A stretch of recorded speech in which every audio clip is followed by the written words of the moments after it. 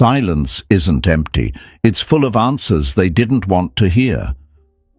Let that sink in, my friends, because it's not the yelling that gets to them. It's not the long messages or the emotional calls. It's the nothing, the quiet, the stillness. That's what shakes them. The longer you stay silent, the more they begin to crumble.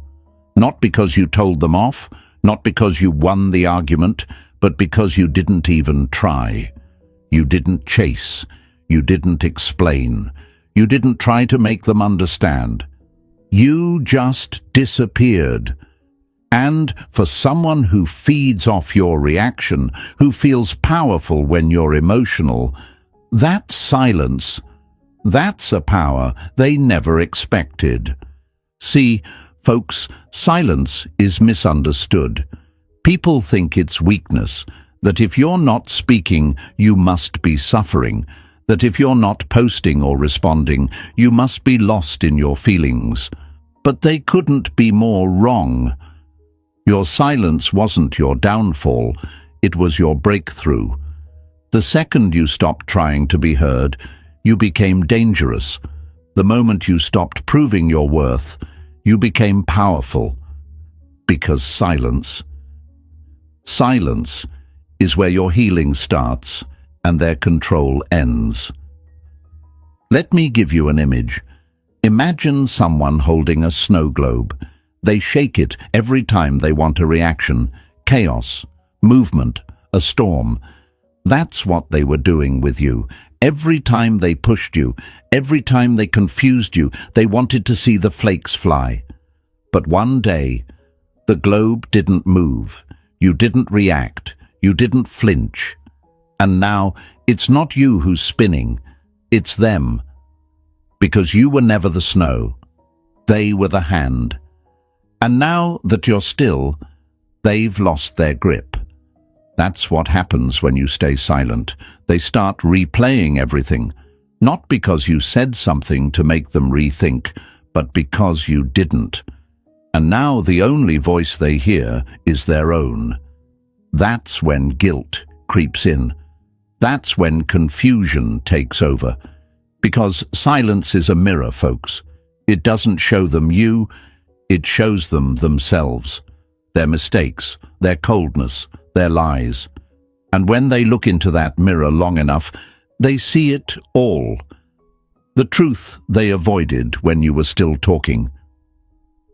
And let's be real, this silence, it wasn't easy. It took strength.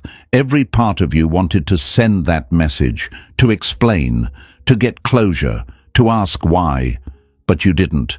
You chose peace over attention, dignity over desperation. And that choice? That's what's making them unravel. Because now they're not just wondering what happened. They're wondering who you're becoming. And the truth is, you're becoming someone who doesn't need them anymore. They expected you to be waiting, to be checking your phone, to be hoping they'd come back. But now they're the ones checking. They're the ones hoping. They're the ones quietly falling apart while you're finally finding your center. So don't doubt the power of your silence. Don't question the calm you've chosen. It's not weakness. It's wisdom. It's not avoidance. It's elevation.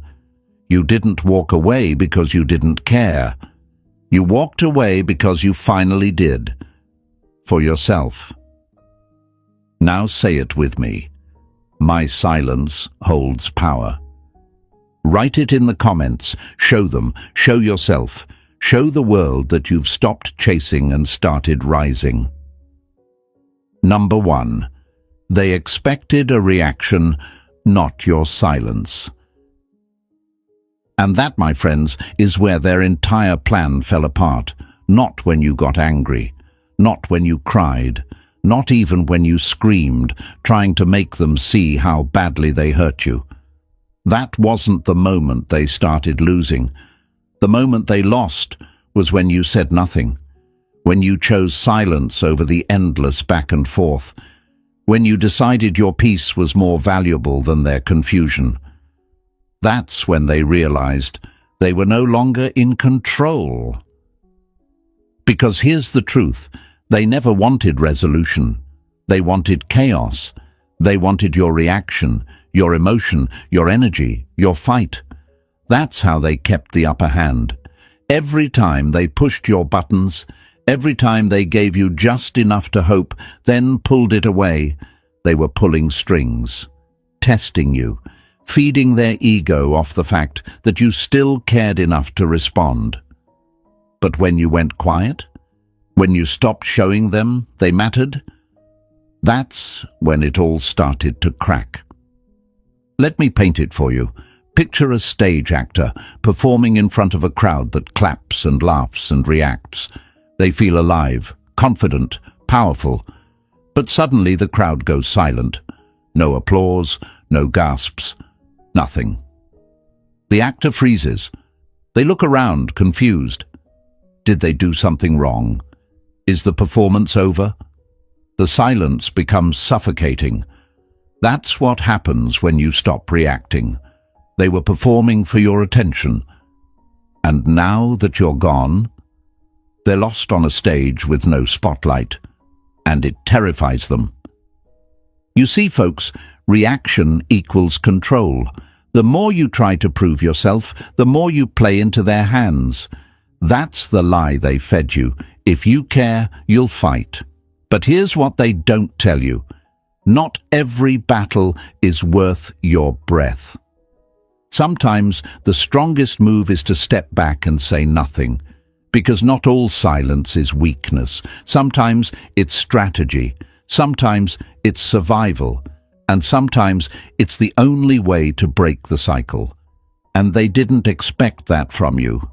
They thought you'd lash out, try to fix things, keep the drama going. Because that's how they've trained you, right? Conditioned you to believe that love is loud, that if you go quiet, it means you're giving up. But no, my friend, this time you didn't give up. You woke up, you stopped dancing to their tune, and they don't know how to handle that. Now they're sitting with questions. Why aren't they reacting? Do they not care anymore?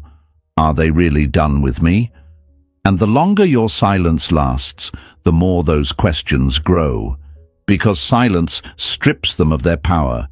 It leaves them alone with the one thing they've been trying to avoid the whole time, the truth that they pushed too far, that they mistook your loyalty for weakness, that they lost something real, and they can't undo it. And sure, I get it. Silence isn't easy. Everything in you wanted to speak, to argue, to defend yourself, to make them see your worth. But deep down you knew it wouldn't matter, because people don't hear you when they've already decided not to listen. They don't see your value when they think you'll always be there. And the more you spoke, the more invisible you felt. So you chose something they never saw coming. Nothing. That's why they're scared now. Not because you vanished, but because they don't know what's coming next. You used to be predictable. Now, you're unreadable. And people fear what they can't figure out. They can't decide if you're healing, if you've moved on, if you're just done for good. And that unknown, that silence, it's loud in their mind, louder than any argument you could have made. And let's break another lie while we're at it. They thought silence meant you were hurt, that you were sitting there, struggling, hoping they'd reach out. But the truth is, silence wasn't a cry for attention. It was a declaration of independence. You weren't sitting in silence waiting for them. You were rising in it. You were growing in it.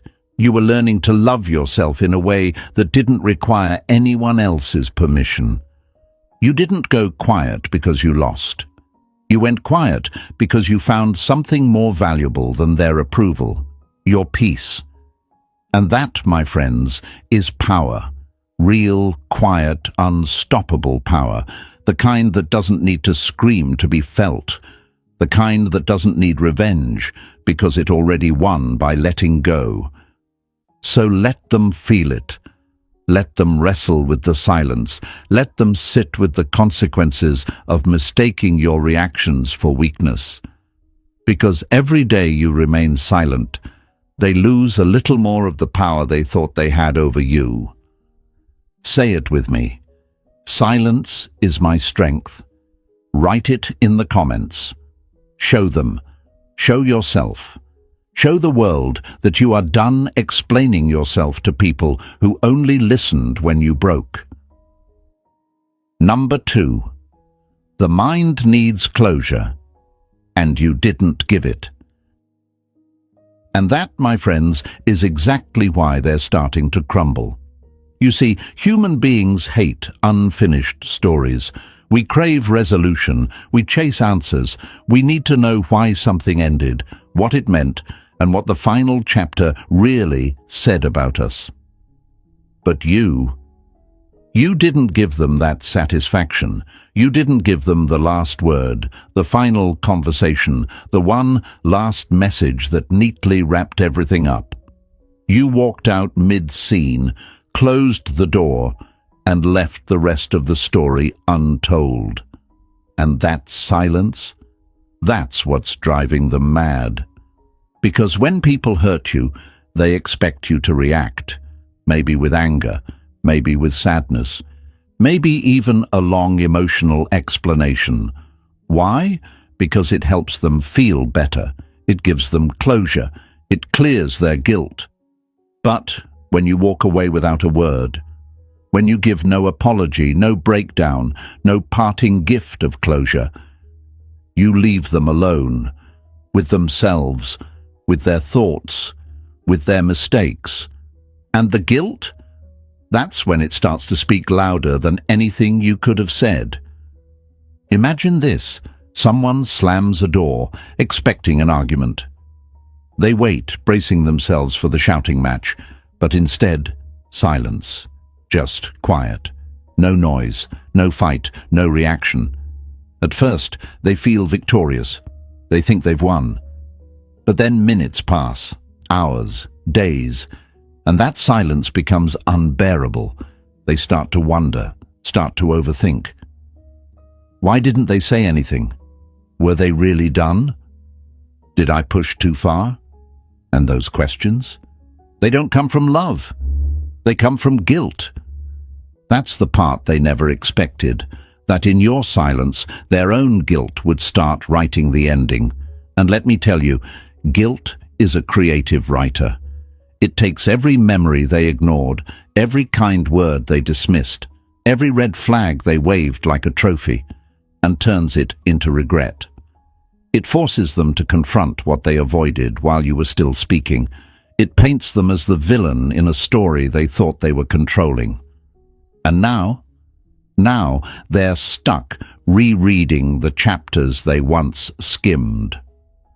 But let's not get it twisted. Closure was never your job. They hurt you. They dismissed you. They walked away like it meant nothing. And now that you've gone silent, they want you to come back and help them understand it. That's not closure. That's entitlement. That's them trying to avoid the consequences of their own actions.